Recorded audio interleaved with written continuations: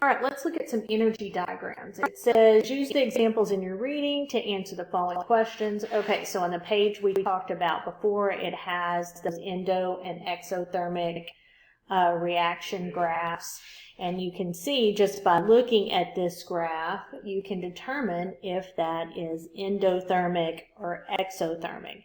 So as you can see here, the reactants, A and B are your reactants, so I'm going to put an R. And C and D are your products. And as we can tell, I'm going to put a little dotted line there, and you can tell that your products have less energy than your reactants because this is your potential energy measured in kilojoules. So is this forward reaction, forward is going this way, endo or exo? Okay, well we're losing heat, so it's going to be exothermic. All right.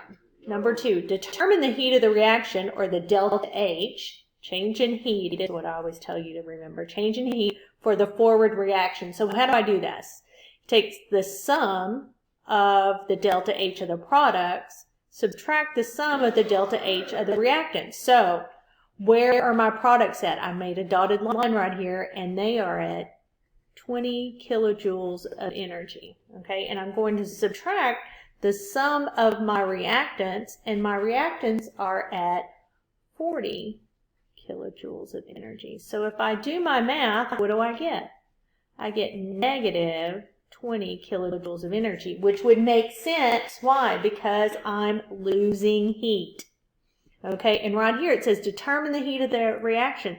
So what am I determining? Heat of reaction is my delta H. Okay.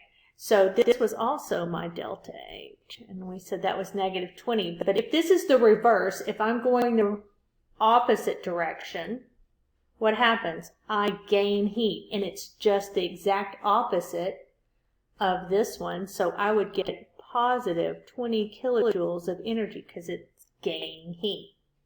Okay, now on your test, there are going to be 6 diagrams, but we're not going to have any that are reversed. Okay, number 4, determine the activation energy, and there is EA, that means activation energy, for this reaction going forward. Okay, so if we're going forward, it's always the top of the hill. All right, what's the top of the hill at? 100. And minus our reactants. So we've got 40, right? Okay, AB to the top of the hill. That's what that's telling you.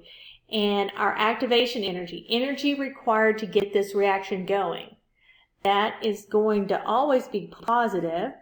So 40 minus 100. So it is the difference between here and here, okay?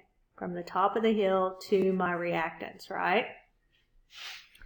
So I'm going to put EA right there. And then before, what did we measure? We were measuring the difference between the products and the reactants. That's our delta H. All right, determine the activation energy for the reverse. So this is from CD to the top of the hill. So I'm going to draw another activation energy line down here. And this is always positive, so top of the hill is 100, and our products are at 20. So to reverse that, it's going to take a lot more heat to make that happen. So I need 80 kilojoules of heat. Okay?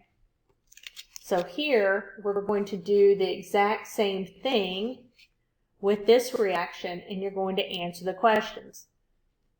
All right, down here though, it's going to ask you what number 3. What is number 3? It is this arrow here, and there's several like this on the test. Notice where's the top of the arrow? At the top of the hill. Okay, where's the bottom of the arrow? Well, it's at our reactant. So let's look back up here, figure out what was I determining from the top of the hill to the reactants. What was that? Okay, here's a hint.